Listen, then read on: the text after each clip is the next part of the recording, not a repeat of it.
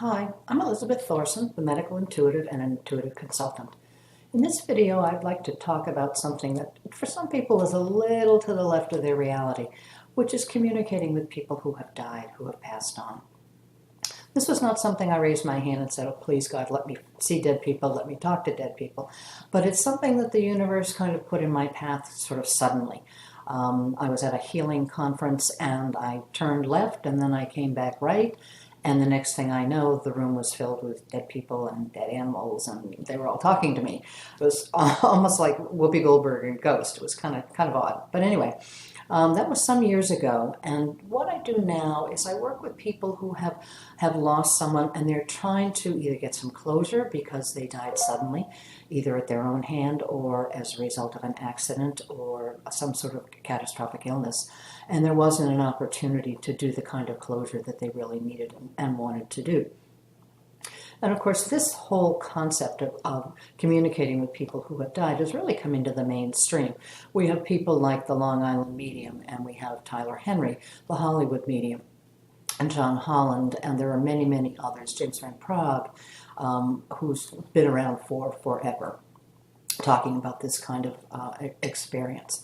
And so this is something that I do usually with clients that I'm already working with because we already have a relationship, but not necessarily. And it certainly brings to the surface the whole concept of soul survival, personality survival. And for some people, that's not a reality. For other people, it's very much a reality. Lots of times people will come to me because they've had an experience. They've had things moved in the house. They've had pictures come off the wall.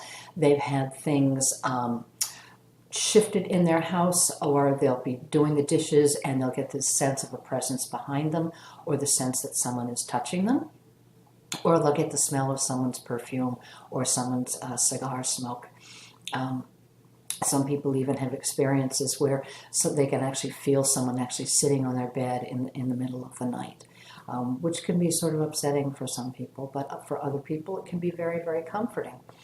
So doing after-death communication, there's a way in which it works for me. I usually get a picture from the client and I work with it for a couple of weeks, and I get an opportunity to kind of make the phone call, if you will, to make sure that the individual indeed is willing to come through, because not everybody is willing to come through, and some spirits are more challenging than others, especially if there's been an acrimonious kind of or difficult relationship.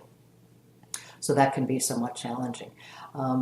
But some of the experiences that I've had, and there are so many over the years. One woman I was working with, all I could see were this man's shoes. I just saw from the knee down. But the shoes were like patent leather. They were like shiny, shiny, shiny. And I'm like, okay, I don't really understand this. But as it turned out, there are two things that this woman said, and she knew that I was connecting with her dad. One was, this man said, you can always tell a man by his shoes, and this man spit-shined his shoes every weekend. So that's how she knew that I was connecting with her dad. Another individual kept getting things moved in the house. There was a locked china cabinet with no key. The key had been lost many years ago. Yet there was an object that belonged to her mother that frequently got moved in the cabinet, and she had no access to the inside of the cabinet. So it comes to different people in different ways. If someone has taken their own life, that can be more challenging. They're more reluctant to come because they're worried and they're concerned about the anguish that they have caused their family and friends and loved ones. And it can be sort of a difficult kind of conversation. But frequently they do come, sometimes at the very last minute. So there's many different ways that it shows up for me. Sometimes I think I've got an open sign at midnight out on my front lawn, and people sort of all of a sudden walk into my house, and it's like, they're like, okay, I know I'm dead, but I don't know where to go. And so fortunately, I sort of developed a team over the years, and when that kind of thing happens, I call on the team and say, okay, guys, I'm headed to bed. Can you help these people, and can you move them on to where they need to go? So that kind of thing happens, and that's not necessarily for everybody, that's for sure. So my house gets pretty occupied. I once went and had a reading at a spiritualist church, And the woman was reading this many years ago, and she kept saying, "Why are there so many dead people around you?" And she didn't know what I did, and I certainly didn't share it at the time. But she said, "You've got crowds and crowds and crowds of dead people around you." She said, "I can't sort of figure out who's who in the forest through the trees kind of thing." And I said, "Don't worry, it makes sense to me." So anyway, that's just one of my experiences in terms of other people perceiving and seeing, dead people around me. I find it not disconcerting. It does not upset me. I've had dead family members come, mom, dad, husbands, show up, and we carry on a dialogue just like they're sitting in the chair next to me. So for me, it's very comforting, and I'm very connected to that world.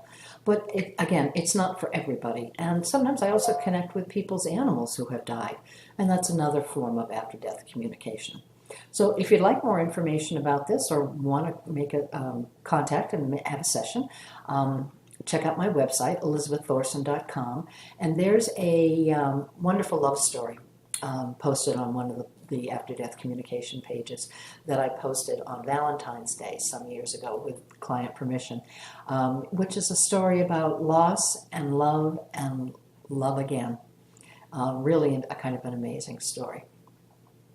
So check out elizabeththorson.com, get in touch when and if you're ready. Thanks.